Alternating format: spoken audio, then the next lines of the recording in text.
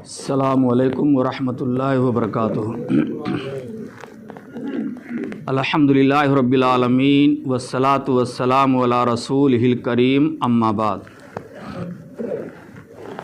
قال رسول اللہ صلی اللہ علیہ وسلم انا خیارکم احسنہم قضاء، رواہ البخاری۔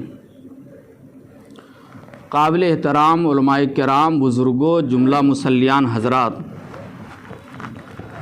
صحیح بخاری کی ایک حدیث میں نے آپ کے سامنے درس حدیث کے طور پر پیش کی ہے۔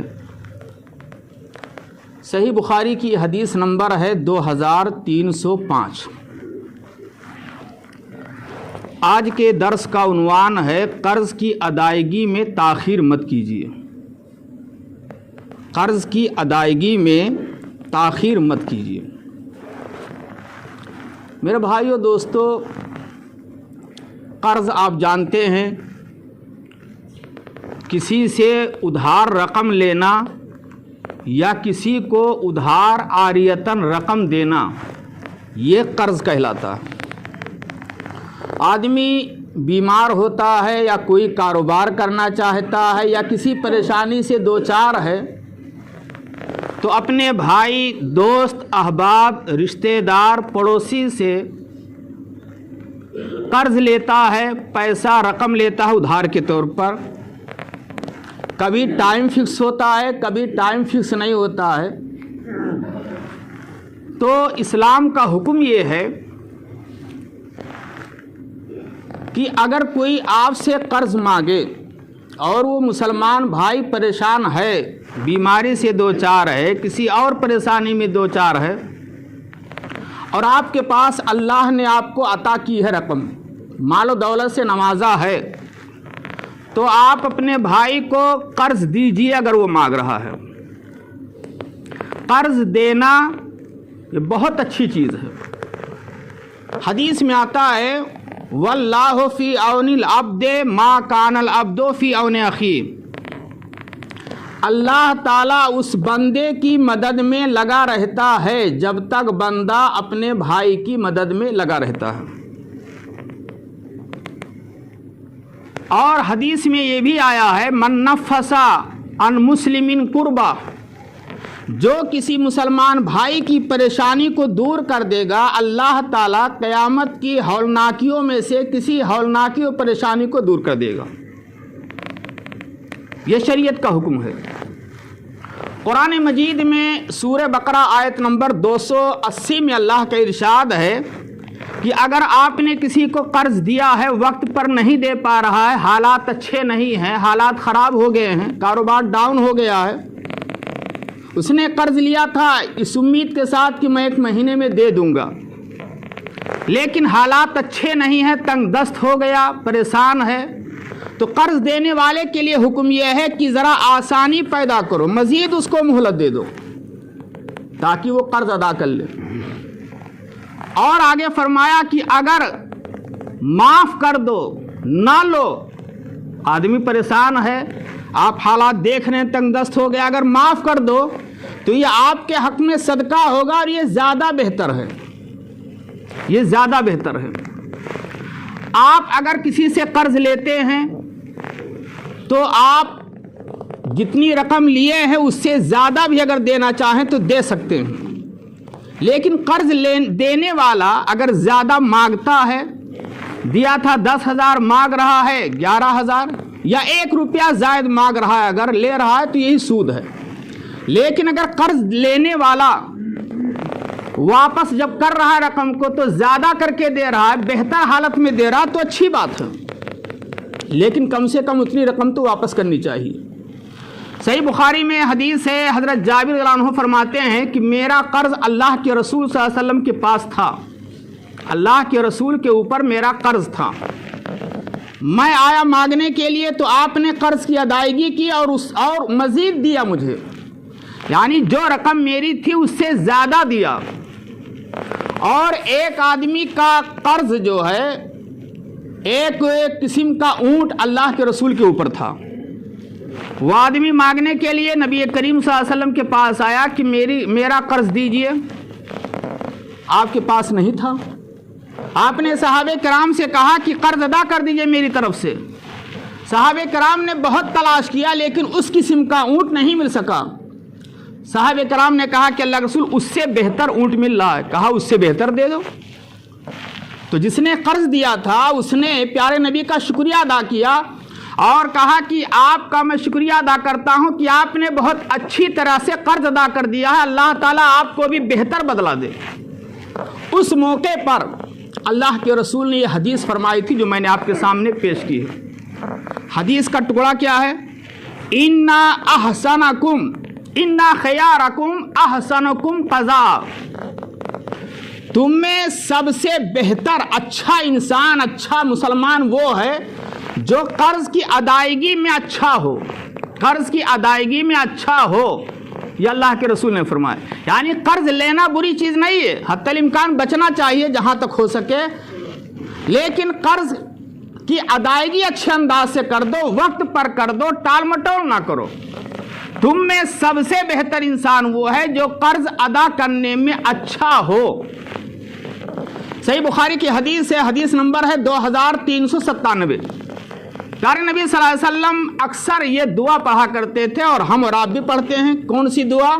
اللہم انی اعوذ بک من المعصم والمغرم. اے اللہ میں تیری پناہ چاہتا ہوں گناہ سے اور قرض سے.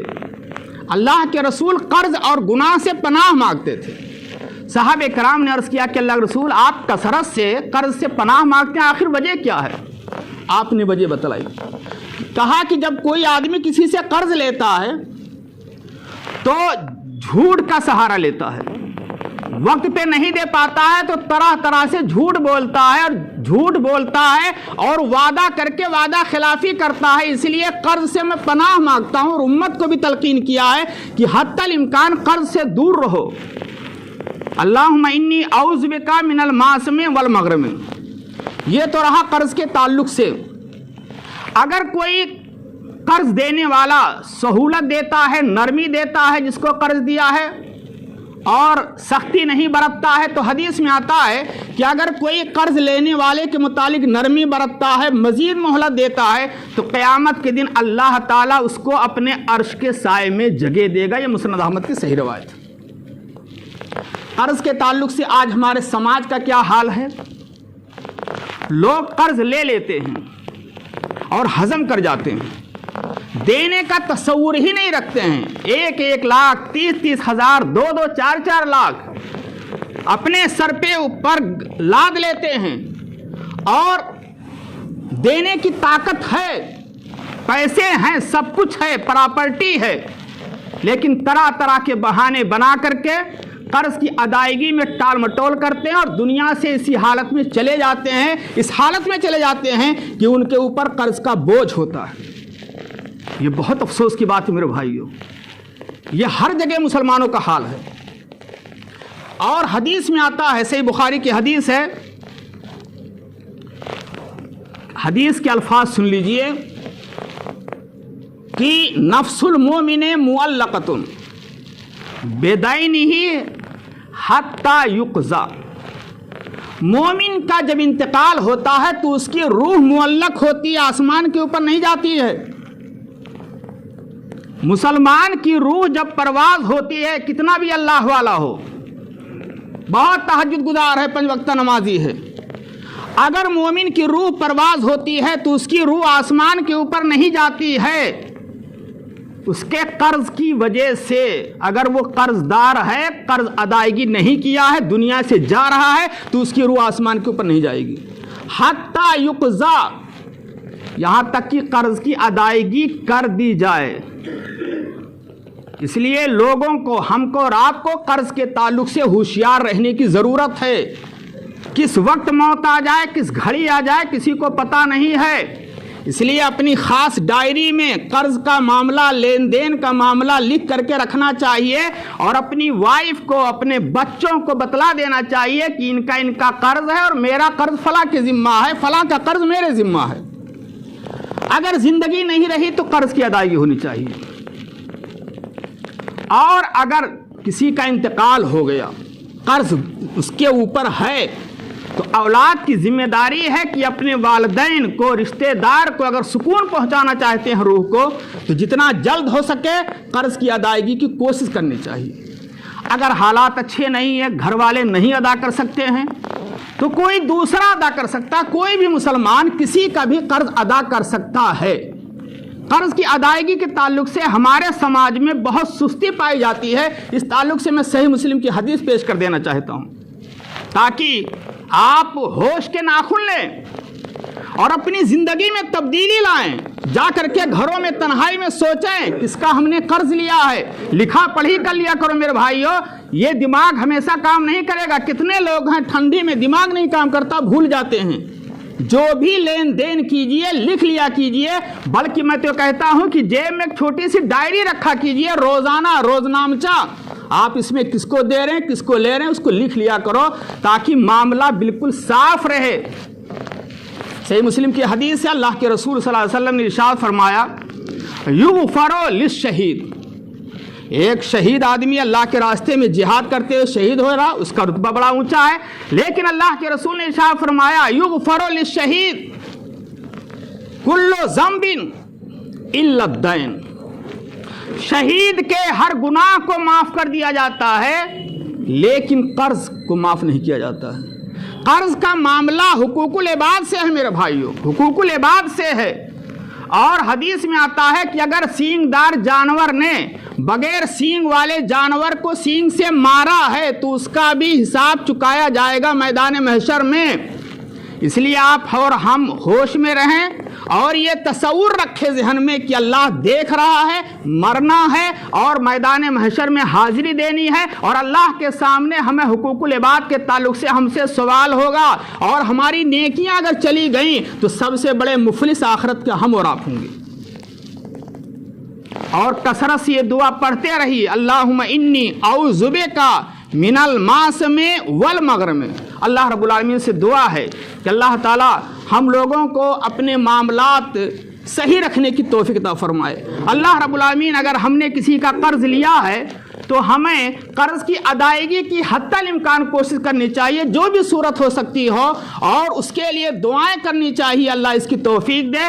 اور اس پیغام کو اپنے بھائیوں تک، دوسرے ان بھائیوں تک جو قرض لے رہے ہیں اور ہضم کرتے جا رہے ہیں، لینے کا نام نہیں لے رہے ہیں، اور قرض دینے کی وجہ سے آدمی پریشان ہے، اس کا کاروبار ڈاؤن ہے، اس کا معاملہ رکا ہوا ہے، ایسے لوگوں تک یہ پیغام آج کا درس سنائیے۔ اللہ رب العالمین سے میں دعا کرتا ہوں کہ پروردگار ہم سب کو اس اہم پہلو پر جو آج درس میں بات کہی گئی ہے قرض کے تعلق سے، یہ بہت اہم مسئلہ ہے، اللہ رب العالمین اس پہلو پر سنجیدگی سے غور کرنے اور اس معاملے کو حتی الامکان حل کرنے کے اللہ تعالیٰ توفیق عطا فرمائے، اور معاملے کو بالکل صاف ستھرا رکھنے کے اللہ تعالیٰ توفیق عطا فرمائے۔ اللہ رب العالمین ہمیں ایک دوسرے کے حقوق کو ادا کرنے کی توفیق دے، اور دنیا میں جب ہم زندہ رہیں تو ہمیں توحید پہ زندہ رکھے، حقوق العباد اور حقوق اللہ دونوں کو کما حقہ ادا کرنے کی توفیق عطا فرمائے۔ آمین۔ والسلام علیکم ورحمۃ اللہ وبرکاتہ۔